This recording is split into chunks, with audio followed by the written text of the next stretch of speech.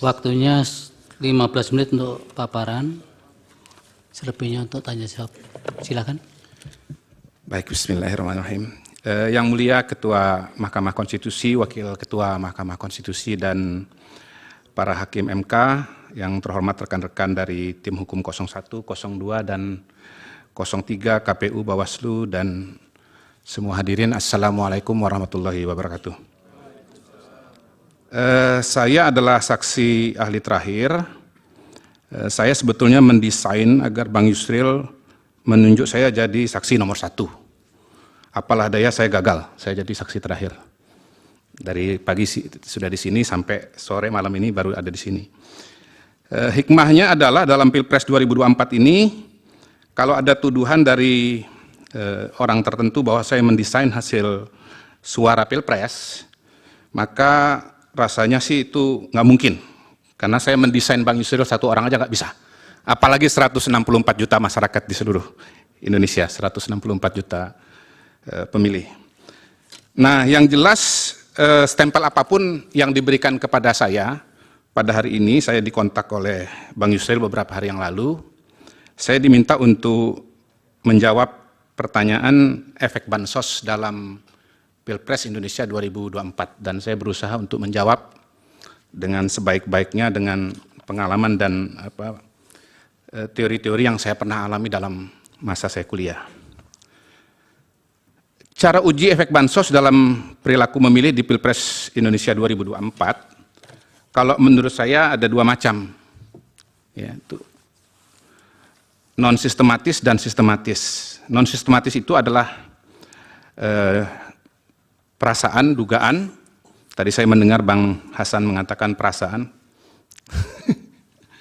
yang tidak didasarkan pada riset ilmiah. Contohnya adalah si A merasa ada pengaruh pemberian bansos terhadap perilaku memilih. Mungkin si A itu bisa diganti dengan Sira Prayuna.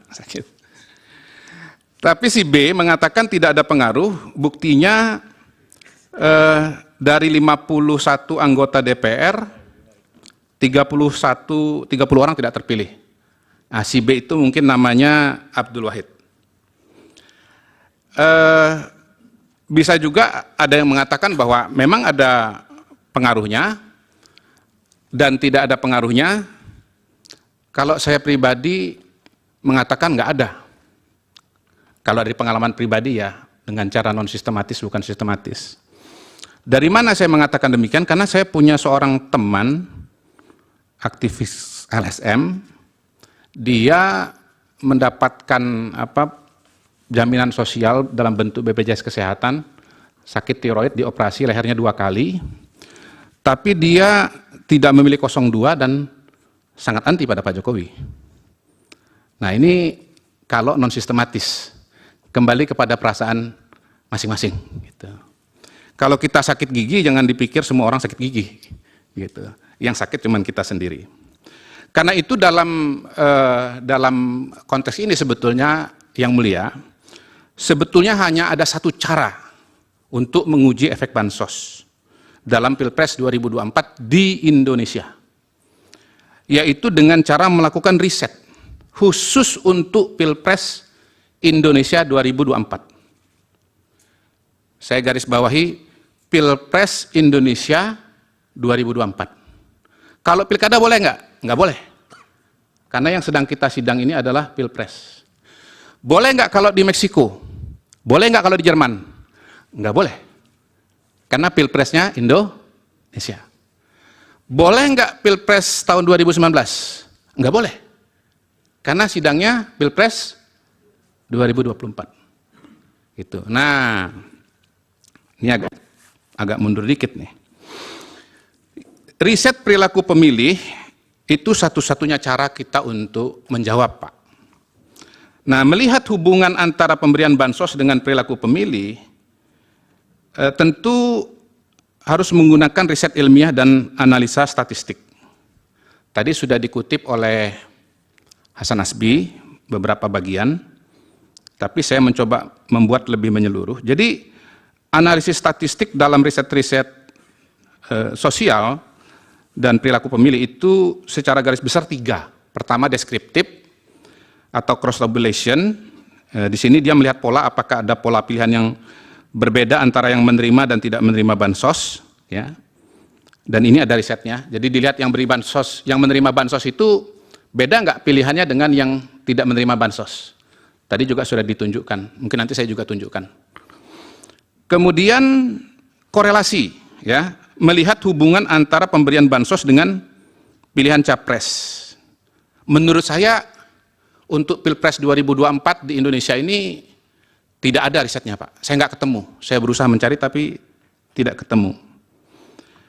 Nah, tadi kalau Bang Hasan Nasbi mengibaratkan atau menganalogikan korelasi itu dengan perjalanan dia dengan Bang Yusril naik kereta, saya mau buat analogi yang lebih mendekati dalam dunia riset. Misalnya ya, meneliti hubungan antara ukuran panjang rambut wanita Indonesia dengan tingginya curah hujan di Indonesia.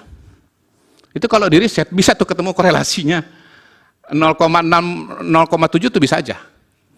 Tapi bukan berarti panjangnya rambut wanita di Indonesia itu menyebabkan hujan. Itu yang dimaksudkan oleh Hasan Nasbi. Jangan ditanya kenapa saya nggak pakai rambut pria, ya. Saya kira udah jelas itu. Nah, ini nggak bisa menunjukkan sebab akibat. Dia hanya hubungan, ya. Kalau kembali kepada saksi Prof. Hamdi Muluk, di situ dikatakan bahwa ada riset di berbagai negara lalu dibuat rata-ratanya. Menurut saya sebetulnya tinggal kembali aja kepada riset yang tadi disebut oleh Hasan Nasbi bahwa ada riset dari siapa? Namanya ya, dari Dharma dan Martani. Ya. Itu saya kira itu satu-satunya riset. Tapi itu tahun 2022 dan kayaknya itu pilkada. Karena itu nggak bisa dipakai untuk mengacu kepada Pilpres 2024. Nah, sebetulnya yang bisa menjawab pertanyaan pada hari ini hanya riset dengan analisa statistik regresi. Melihat kausalitas apakah pemberian bansos menyebabkan memilih paslon tertentu. Oke, slide selanjutnya. Jadi riset yang saya temukan sangat terbatas, ya, tidak semua bisa menjawab yang paling kuat yaitu regresi, hanya cross tabulation. Riset yang pertama exit poll Litbang Kompas tentang penerima bansos. Yang kesimpulannya adalah, ini kesimpulan Kompas sendiri ya, penulisnya ya, bukan dari saya ya. Tidak ada perbedaan proporsi penerima bansos di antara pemilih ketiga calon. Dan perlinsos atau bansos bukan penentu untuk kemenangan kandidat. Yang kedua, survei indikator politik Indonesia tentang jumlah penerima bansos dan pola pilihan paslon. Saya juga kesimpulannya tidak ada variasi pilihan capres antara yang menerima dan tidak menerima bansos. Kemudian yang ketiga, survei Indobarometer bulan Oktober tentang alasan memilih calon. Dari sekian banyak jawaban responden, tidak satu pun ya, atau tidak ada persentase yang signifikan yang menyebut karena menerima bansos. Adanya karena faktor kepribadian, karena tegas, karena merakyat, karena pintar, dan seterusnya. Dan biasanya ini adalah temuan-temuan dari riset-riset voting behavior di berbagai negara di dalam kajian-kajian akademik. Nomor 4, survei indikator politik Indonesia, sama juga pola jawabannya, cuman saya mau menunjukkan saja bahwa ada survei Indobarometer, bahwa ada survei indikator politik. Kemudian survei indikator politik Indonesia juga menunjukkan bahwa proporsi pemilih berlatar sosial ekonomi menengah ke atas, di mana penerima bansos itu kecil, yang memilih 02-nya atau Prabowo Gibran justru lebih dominan dibandingkan dengan pemilih berlatar belakang ekonomi menengah ke bawah, yang notabene banyak menerima bansos atau penerima bansosnya besar, sehingga kesimpulannya adalah kelompok bukan penerima bansos atau kelompok dengan bansos yang kecil justru lebih dominan memilih 02. Ini saya tunjukkan data-datanya. Coba lanjut. Nah, itu kita lihat bahwa, ini dilewatin aja, ini udah dibahas oleh Hasan tadi. Ini yang belum ditampilkan oleh Hasan, di situ kelihatan bahwa baik untuk Anies Muhaimin, Prabowo Gibran maupun Ganjar Mahfud, proporsi yang ditawari dan menerima bansos itu sama, 15, 16-15%, jadi kurang lebih sama. Dan di sebelah kanan itu Bapak Ibu sekalian, itu adalah kutipan tulisan peneliti dari Kompas ya, yang kesimpulannya di bawah itu saya garis bawahi, dalam hal ini berarti bansos tak menjadi faktor pengubah elektabilitas capres dan cawapres. Ini bukan saya yang nulis, ini adalah screenshot dari tulisan peneliti Kompas. Oke, lanjut. Ini data indikator, terus kita lihat yang terima bansos, ya, itu 22%, tidak 77%. Kemudian kita lihat halaman 68, kita lihat di situ, lanjut, bukan halaman 9 maksud saya. Terus kita lihat di situ yang menerima bansos untuk Prabowo Gibran, yang memilih Prabowo Gibran 59%, yang tidak menerima bansos yang memilih Prabowo Gibran 58%. Jadi sama aja. Terima bansos, nggak terima bansos, Pak Sira Prayuna itu tetap milih Prabowo Gibran. Ya. Kemudian lanjut. Ini survei yang dilakukan Indobarometer pada bulan Oktober, waktu itu, lanjut, ini pilihannya angkanya masih seperti ini, lalu kemudian breakdown alasannya, lanjut. Alasan tertinggi orangnya tegas, lalu perhatian dengan rakyat, lalu pintar, lalu berwibawa, amanah, kinerja terbukti, mampu membawa Indonesia lebih baik, berpengalaman, dan seterusnya. Nggak ada terima bansos. Lanjut. Kalau di breakdown, ternyata 100% orang yang memilih presiden karena tegas, itu ke Prabowo 87%, ke Ganjar 6%, ke Anies 5%. Orang yang memilih presiden karena alasan dekat dengan rakyat, yang ke Prabowo 9%, ke Ganjar 78%, ke Anies 11%. Orang yang mau presiden pintar, ke Prabowo 8%, ke Ganjar 20%, ke Anies 71%, dan seterusnya. Jadi kita lihat memang masyarakat itu memilih capres karena dia punya kualitas tertentu. Nah, kenapa calon A menang dibandingkan dengan calon B? Karena yang mau kualifikasi A mungkin proporsinya lebih besar daripada kualifikasi B. Saya ingat tahun 2014 yang menang Pak Jokowi, kenapa? Yang mau presiden merakyat lebih tinggi daripada yang mau presiden tegas.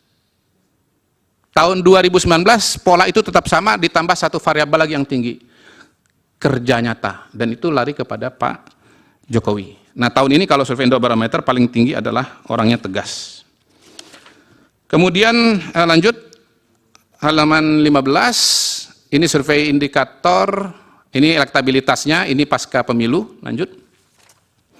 Ini alasan-alasannya kalau versi indikator, ini paling mampu memimpin, suka saja, jujur, ingin perubahan, paling meyakinkan, dan seterusnya. Oke, terus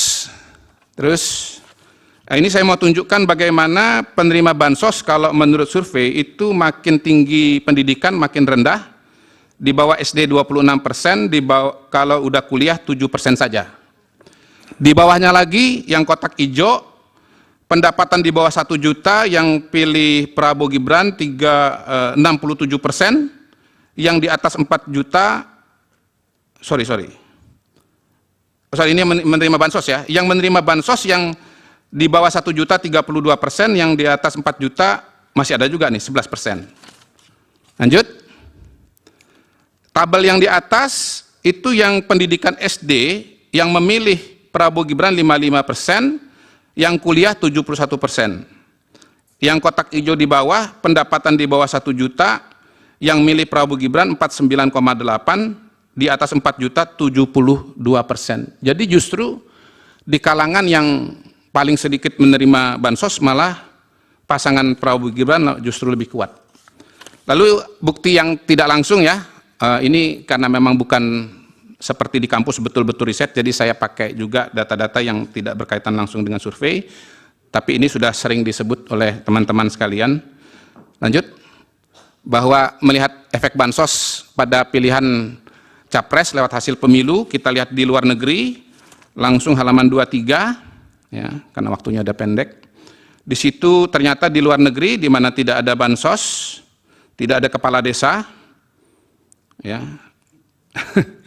itu malah angka 0263,7, sehingga saya berseloroh bahwa seharusnya ya kalau di Indonesia nggak ada bansos, Ya harusnya kita 63,7% juga istilahnya gitu kan, istilahnya 02 itu. Kemudian bukan cuma dari angka tetapi juga dari PPLN, dominan 66 PPLN dari 127, sekitar 51%. Kemudian kita lihat di Sumatera Barat dan Aceh, di mana ada bansos dibagikan, yang menang adalah Anies dan Muhaimin, ya, Prabowo Gibrannya kalah. Dan sebetulnya kalau kita mau lebih cermat, bahkan di provinsi yang dimenangkan oleh Prabowo Gibran, angkanya juga bervariasi. Di Jawa Timur 65, di Jawa Tengah 53, gitu. Jadi harusnya kalau memang bansos itu variabel yang sangat dominan, maka dia menjadi sebuah konstanta di mana kira-kira angka di seluruh provinsi itu harusnya kurang lebih sama. Tapi nyatanya kan sangat bervariasi, artinya ada variabel-variabel yang berpengaruh, gitu. Terakhir, dengan uraian dan data di atas yang tentu saja sangat terbatas, karena memang sekali lagi idealnya adalah ada riset yang dianalisa dengan regresi dan disusun dengan betul-betul sangat serius. Tetapi kelihatannya bansos ini pengaruhnya, ya kalau kita lihat pola-pola tadi ya, sebetulnya tidak ada. Jadi pertanyaannya, mengapa perlinsos, bansos tidak mempengaruhi pilihan presiden? Ini bukan perasaan ya Bang, ini kan data survei ya Bang Sira ya. Karena rakyat sesungguhnya, saya mau pelan-pelan di sini. Karena rakyat sesungguhnya melihat perlinsos berbeda dengan money politics atau serangan fajar. Bansos, perlinsos dari pemerintah dikonstruksi atau dipersepsi oleh masyarakat sebagai hak mereka. Nah, ini saya senang banget tadi mendengar Bang Todung Mulya Lubis mengatakan, ya perlinsos itu harusnya adalah entitlement buat rakyat. Cocok Bang, sama kita Bang. Ya, nggak salah tadi Abang pertama kali menyebut nama saya di awal sidang ini. Kita sama. Sama Bang, khusus entitlement ini sama. Jadi perlu dibuat distingsi yang mulia, hakim sekalian. Perlu dibuat distingsi antara perlinsos dari negara dan money politics atau serangan fajar dari oknum kandidat. Perlinsos adalah program negara untuk melindungi masyarakat yang rentan.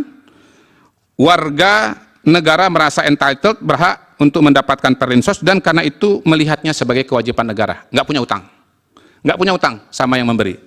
Sementara money politics adalah upaya dari kandidat untuk membeli suara pemilih. Pemilih merasa berhutang atau merasa wajib memilih partai atau kandidat yang memberi. Meskipun pada kenyataannya sebagian pemilih tidak merasa terikat untuk memilih pemberi money politics. Barangkali Bang Sira juga sudah merasakan. Barangkali ya. Jadi tidak ada jaminan.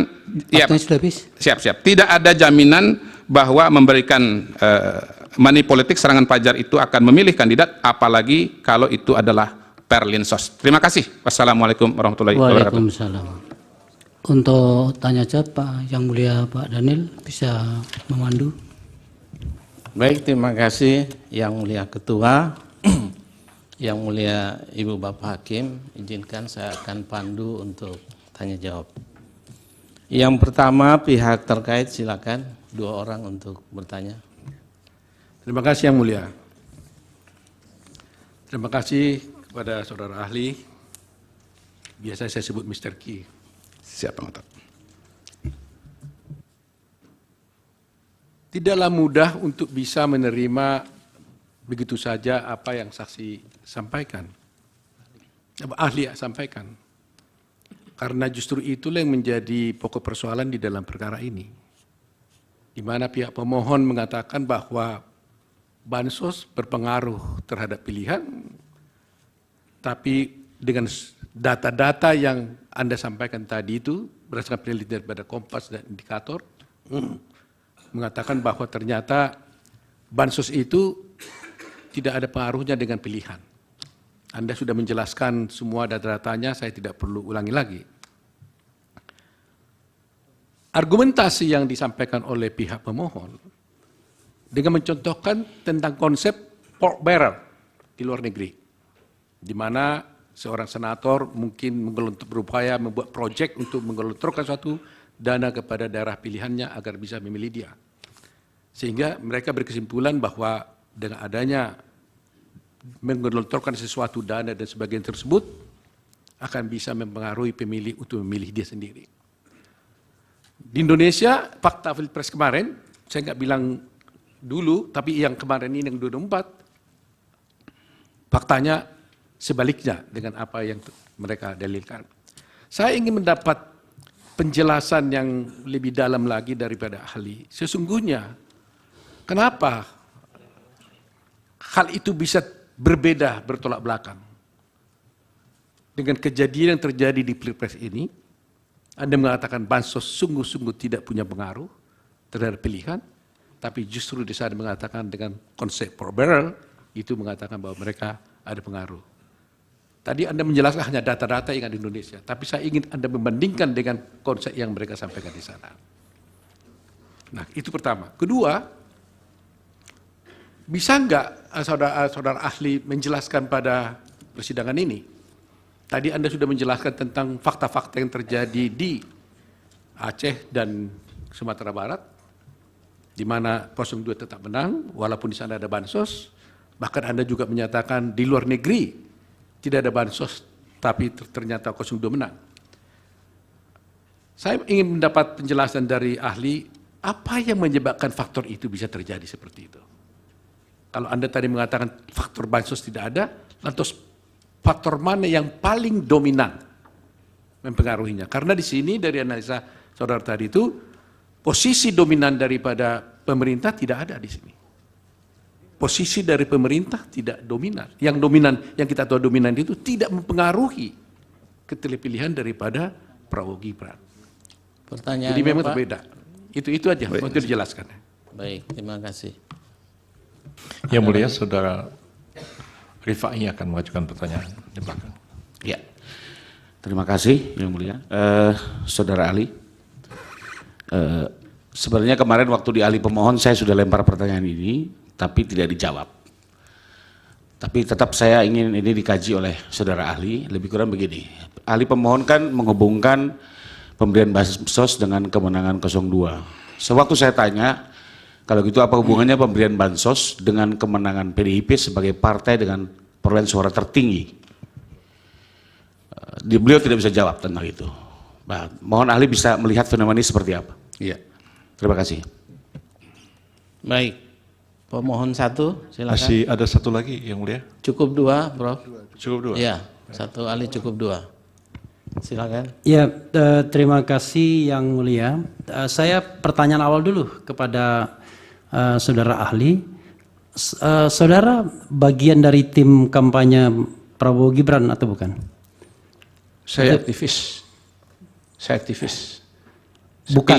Pilihan saya pribadi adalah 02. Ketua Gerakan Sekali Putaran. Oh ya, saya mendirikan organisasi namanya Gerakan Sekali Putaran. Itu relawan buat pemenangan Prabowo Gibran. Betul, saya lengkapi kemenangan dalam sekali putaran dan berhasil dengan gemilang. Oke. Tetapi Silakan agak pertanyaannya berbeda Pak sama Refli. Hasan Nasbi. Saya bertanya, tapi pertanyaan ini pertanyaan yang memang saya ambil dari aspirasi, ya, aspirasi yang saya pahami. Pertama, tadi Anda mengungkap Indobarometer, ya, itu kan perusahaan saudara, ya, perusahaan itu, ya, perusahaan, bukan LSM kan? Berapa kali Anda melakukan survei yang terkait dengan Pilpres dan dari mana sumber dananya atau dengan siapa pendonornya atau pendananya? Itu yang pertama. Yang kedua adalah kan Anda badan hukum, ya, sebagai wujud akuntabilitas pasti ada pajaknya, ya kan?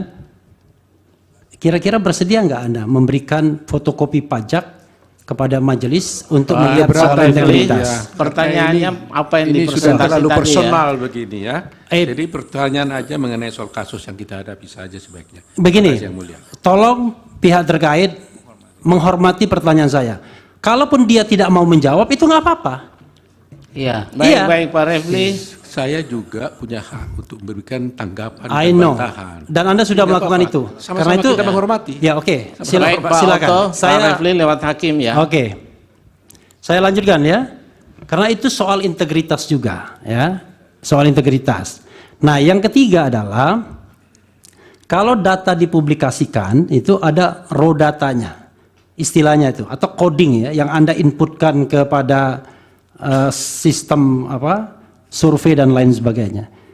Itu penting, bersediakah Anda memberikannya raw data itu kepada majelis hakim agar majelis hakim bisa melihat raw datanya. Nanti kalau majelis hakim nggak paham membacanya ya cari survei yang independen yang bukan dari bagian tim pemenangan untuk melihat itu. Itu saja yang mulia, terima kasih. Dan terima kasih juga kepada kawan Oto Hasibuan. Terima kasih. Baik. Salam. Ada lagi dari 01? Cukup? Silakan pemohon 02. Terima kasih Yang Mulia. Kami juga agak bingung nih mau memanggil saudara ahli atau saksi ya, karena dari awal sudah menyatakan berpihak. Tapi baiklah, kami memperhatikan dan menghitung bahwa menjelang atau berdekatan dengan hari pencoblosan, bulan Januari, Februari, atau masa kampanye, Presiden, orang nomor 1 Republik ini, sibuk kesana kemari sampai 24 kali membagi-bagi bansos atau yang disebut sebagai perlinsos atau apapun itu namanya. Dalam pengamatan kami tidak ada masalah kelaparan yang masif, nggak ada bencana sosial, tidak ada bencana alam yang patut mendapat perhatian seorang presiden sehingga sibuk melakukan urusan tersebut. Bahkan menterinya tidak sesibuk itu yang bertugas untuk urusan sosial. Lalu apa justifikasi profesional seorang presiden, panglima tertinggi, membagi-bagi bansos pada masa kampanye? Kalau menurut kami, dan ini kami masukkan dalam permohonan kami, itulah contoh nyata nepotisme, satu-satunya alasan elektoral untuk mendukung anaknya menjadi wakil presiden. Nggak ada alasan lain. Bagaimana pandangan saudara? Baik, ada lagi? Silakan Pak Sirat. Makasih Yang Mulia. Ini kawan saya Kodari ini saya terus disebutnya. Ya nggak apa-apalah, namanya kawan. Saya mau tanya pertama, ketika bansos belum digelontorkan dengan masif, survei Prabowo itu masih rendah, saudara ahli. Tapi ketika Pak Jokowi masif turun ke bawah, bagi-bagi bansos, kemudian mengalami peningkatan yang sangat drastis. Dan juga melibatkan aparatur negara. Ya. Dalam politik, kita mengenal apa yang kita sebut sebagai agensi, kemudian proksi. Kalaupun presiden tidak melakukan secara langsung, dia punya agents untuk melakukan gerakan politik, mengagregasi politik dengan instrumen kekuasaan negara yang ada. Nah, kalau kita lihat hasil survei Carta Politika dari tanggal 26 sampai 31 Oktober, itu kita lihat suara Prabowo itu masih 34,7%. Apa mungkin ya tanpa bansos, kemudian pola kampanye gemoy, joget-joget, kemudian mempengaruhi preferensi politik masyarakat secara cepat? Apa mungkin? Tadi saksi kita, 2 orang anggota DPR, begitu gamblang memberikan penjelasan di hadapan sidang ini bahwa efek benefit secara elektoral diperoleh dari pembagian bansos. Lalu apa bedanya antara pemilu legislatif dengan pemilu presiden terkait dengan pengaruh dari bansos ini? Coba saudara ahli jelaskan kepada kami. Terima kasih. Baik, terima kasih. Dari termohon. Terima kasih majelis. Pertanyaan yang sama saya ajukan kepada saudara ahli sebagaimana pertanyaan kepada ahli sebelumnya. Kalau saudara ahli tadi berdasarkan pembacaan hasil riset yang sudah ada berkesimpulan bahwa bansos tidak mempengaruhi elektabilitas atau keterpilihan seseorang, dan tadi ditegaskan untuk pemilu presiden di Indonesia tahun 2024, lalu menurut ahli, apakah berdasarkan riset atau survei atau penelitian ahli sendiri atau hasil pembacaan riset yang dilakukan oleh pihak lain atau lembaga lain, apa faktor paling utama yang mempengaruhi keterpilihan seseorang dalam pemilu presiden di Indonesia tahun 2024? Terima kasih. Cukup dari termohon. Dari Bawaslu silakan. Tidak ada. Dari Bawaslu tidak ada. Silakan Pak Kodari. Yang mulia. Oh iya. Dari Hakim. Ya, terima kasih Yang mulia Pak Ketua. Supaya clear, saya ingin bertanya ini kepada ahli bertanya. Tadi kan ditampilkan hasil riset dari indikator politik. Ya.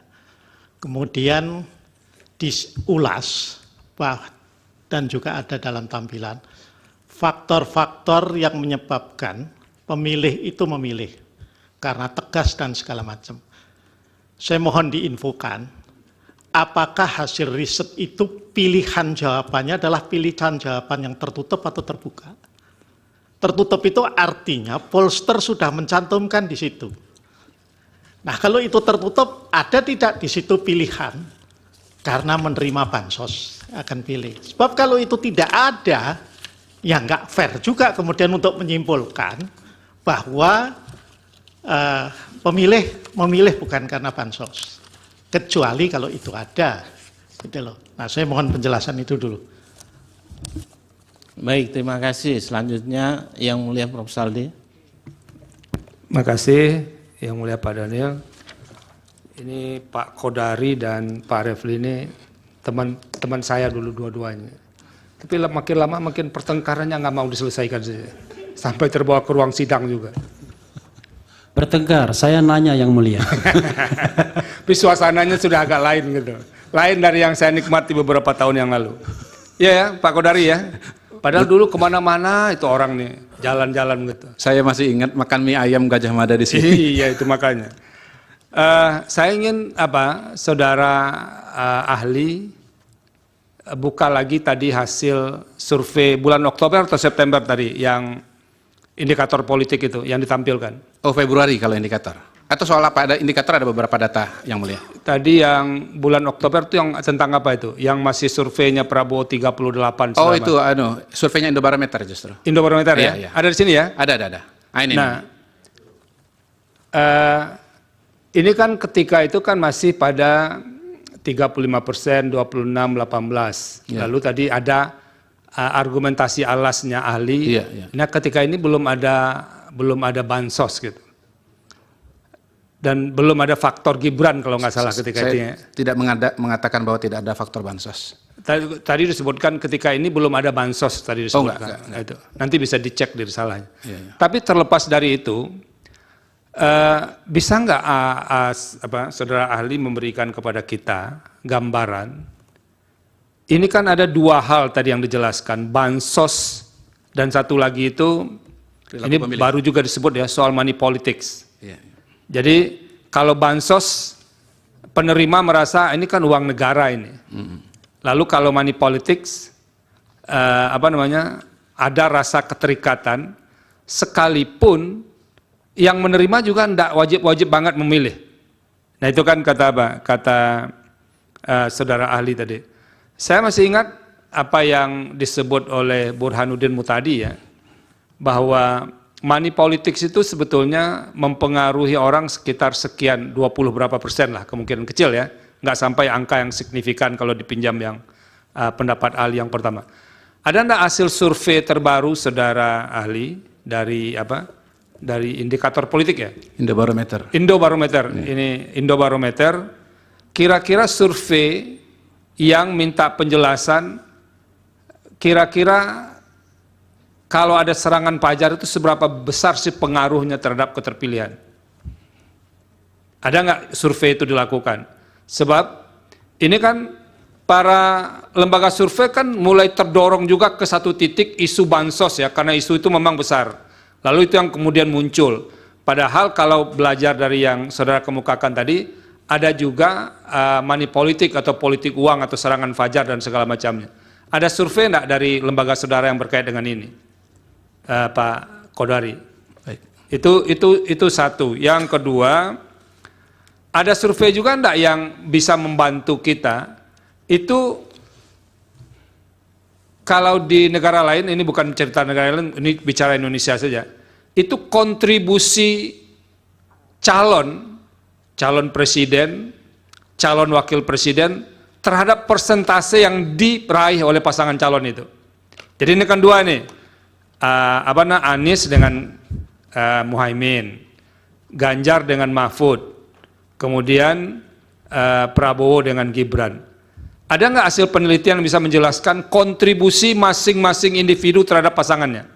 Misalnya angka 58% Prabowo itu berapa persen sih kontribusi Prabowo terhadap angka 58, kemudian kontribusi Gibran terhadap angka 58 itu. Begitu juga dengan yang lain-lain. Ada nggak hasil penelitian? Supaya kami ada bekal juga nih Pak Kodari, jangan lalu berasumsi soal bansos juga. Ternyata ada faktor lain yang juga berkontribusi terhadap keterpilihan. Itu saja, terima kasih. Masih ada yang lain? Baik, tidak ada. Ada 7 penanya Pak Kodari. Kalau bisa menggunakan waktu seefektif mungkin, kalau perlu jam 9 sudah selesai. Baik, terima kasih Pak Daniel. Mudah-mudahan bisa ini. Silakan. Soalnya berat-berat ini pertanyaannya, apalagi dari sahabat saya Refli Harun. Dari Pak Otto, tidak mudah untuk menerima tesis ini bahwa bansos tidak berpengaruh pada pilihan capres. Bagaimana dengan mengapa hal itu bisa berbeda dengan perasaan teman-teman ya, kira-kira begitu ya? Ya karena teman-teman tadi perasaan, ya mungkin saya nggak menyebut imajinasi ya, perasaan lah.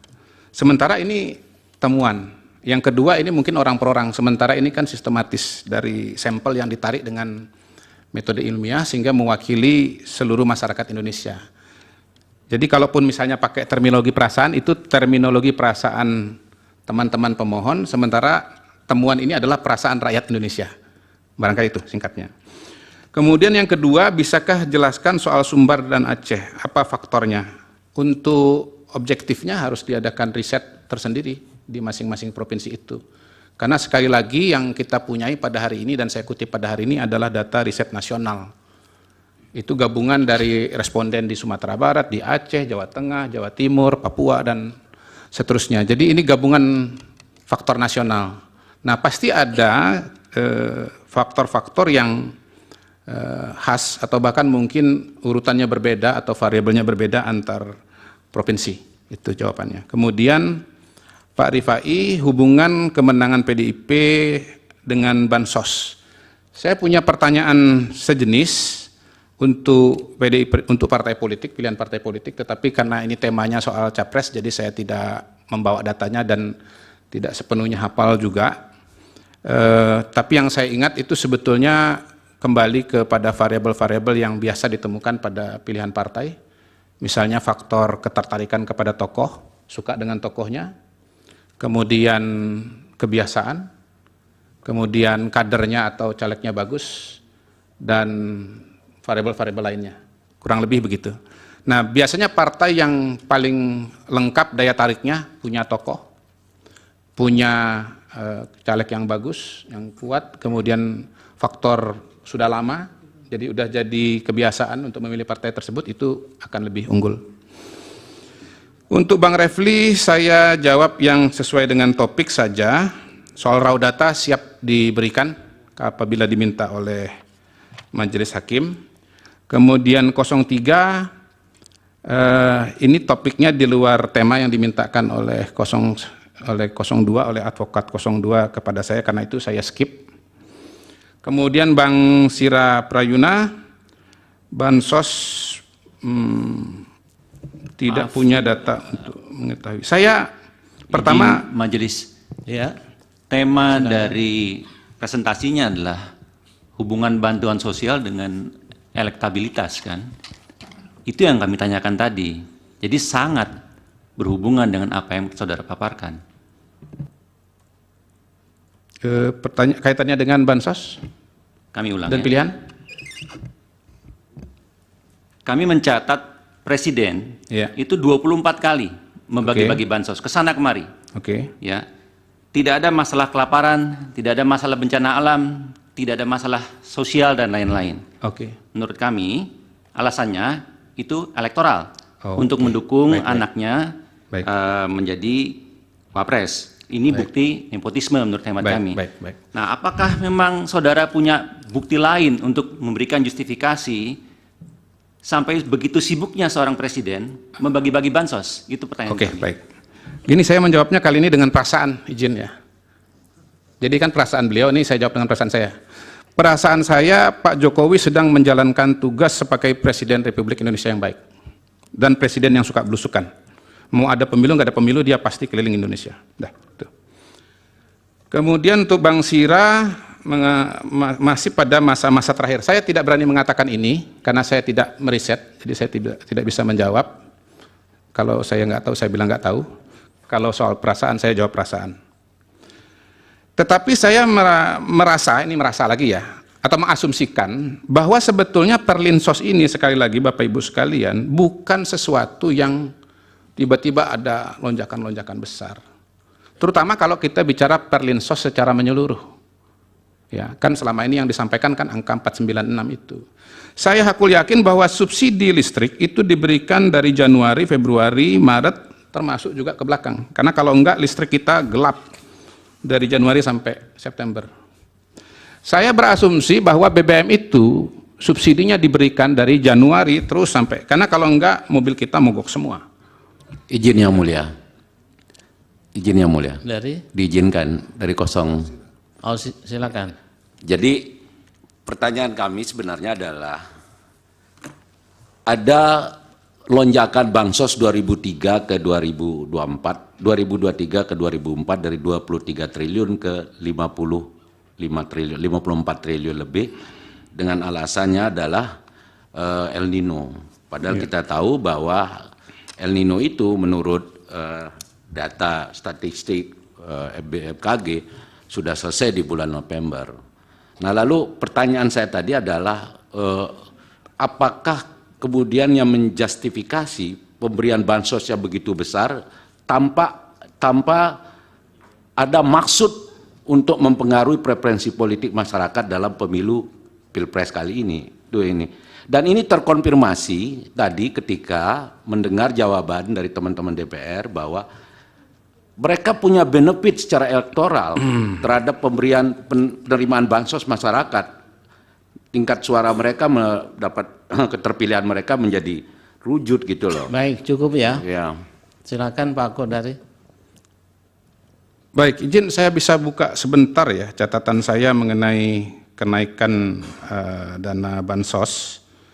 Karena, tapi kalau ini nggak ketemu saya lepas saja biar teman-teman DPR yang menjawabnya ya. Karena buat saya kan pertanyaan kepada saya lebih kepada soal apakah ini berpengaruh atau tidak berpengaruh gitu, bukan soal jumlahnya atau kenaikannya atau apa alasan kenaikannya. Mohon maaf nggak ketemu, jadi saya nggak bisa menjawab. Biar nanti mungkin besok dengan Menteri Sosial atau Menteri Keuangan. Tapi yang saya bisa respon di sini kepada Abang Da adalah soal survei Carta Politika. Mungkin catatan bahwa survei Carta Politika yang dikutip tadi pada Oktober itu seingat saya berbeda temuannya dan polanya dengan lembaga-lembaga survei yang lain termasuk di kami. Jadi kalau di kami di Indobarometer surveinya Prabowo Gibran sudah nomor 1 dan kalau di Carta itu Prabowo Gibran nomor 2, nomor 1-nya adalah kalau nggak salah Ganjar Mahfud. Itu yang saya bisa tambahkan. Kemudian untuk Pileg saya fokus kepada riset mengenai Pilpres, ya, walaupun saya agak ingat-ingat juga risetnya dari Prof. Burhan Muhtadi, ini sekalian menjawab Pak Arsul ya, Pak Saldi Isra, soal pengaruh money politics di dalam Pileg itu kalau nggak salah 10% kalau nggak salah. Enggak, kalau nggak salah ya, tentu harus dikoreksi. Saya mohon maaf kalau salah kutip. Jadi ini cerita mengenai pileg, caleg, bukan bicara mengenai pilpres. Kalau pilpres datanya yang saya sebutkan tadi. Dan riset yang lebih rigid, misalnya seperti yang dilakukan oleh Prof. Burhan, rasanya belum pernah saya temukan. Kemudian Dari KPU ya, KPU. Apa alasan atau faktor paling utama 2024? Tergantung lembaga yang ditanya. Kalau Indobarometer yang ditanya dengan riset yang ada, tadi tegas, berwibawa, melanjutkan pemerintahan dan seterusnya. Itu ya Pak Hasim ya. Kemudian dari Pak Arsul, pertanyaan terbuka atau tertutup. Kalau yang survei Indobarometer itu terbuka, Yang Mulia. Jadi bukan kami yang konstruksi, itu jawaban responden dari masyarakat yang kemudian dikompilasi. Kalau yang indikator, karena bukan saya yang melakukan, saya tidak berani konfirmasi, tetapi dari bentuk pertanyaannya yang dicantumkan di tabel, dugaan saya adalah pertanyaan terbuka juga, sama. Jadi pertanyaan terbuka, jadi bukan yang dikonstruksi oleh peneliti. Kemudian dari Prof. Saldi yang pertama sudah saya jawab tadi, kemudian oh ya, soal perlinsos begini. Perlinsos ini sebetulnya saya kira ada dua macam ya. Pertama, orang merasa entitled, tapi sebetulnya ada juga yang kedua, orang sebetulnya bahkan tidak menyadari bahwa dia mendapatkan bantuan dari pemerintah. Saya kira kalau kita bicara BBM, listrik, mungkin sedikit yang menyadari bahwa mereka tuh sebetulnya dibantu oleh pemerintah. Tetapi kalau yang dapat beasiswa pendidikan, kemudian jaminan kesehatan itu mungkin mereka merasa. Walaupun seperti teman saya tadi, dia justru pembenci Jokowi dan tidak memilih 02. Ya.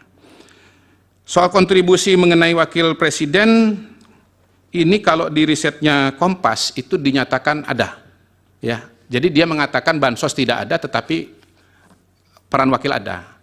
Nah, kalau saya melihat bahwa paslon 02 itu untuk kalangan pemilih muda misalnya, itu proporsinya tinggi dibandingkan dengan usia yang lebih muda. Jadi anak muda itu jumlah yang memilih 02 lebih banyak. Dan hemat saya dengan metode cross tabulation kita bisa mengatakan bahwa ada pengaruh Gibran sebagai wakil presiden di situ. Tapi berapa persen saya tidak bisa katakan. Dan saya tidak bisa mengatakan atau menjawab berapa kontribusi Pak Mahfud kepada Ganjar, berapa kontribusi Muhaimin kepada Anies Baswedan. Demikian Yang Mulia, terima kasih. Baik, Yang Mulia, ada pertanyaan yang belum dijawab tadi, yaitu berapa kali Anda melakukan survei yang terkait dengan Pilpres, karena kan dia mengutip Indobarometer lembaganya. Lalu sumber pendanaan itu penting, karena disitulah sumber integritas pollster atau surveyor menurut saya. Baik, saya kira tidak mesti harus dijawab itu. Iya, saya jawab aja satu kali. Oh, silakan kalau mau dijawab. Iya, saya jawab satu kali. Ya, Ya, satu kasih. kali ya. Ya. Baik, terima kasih.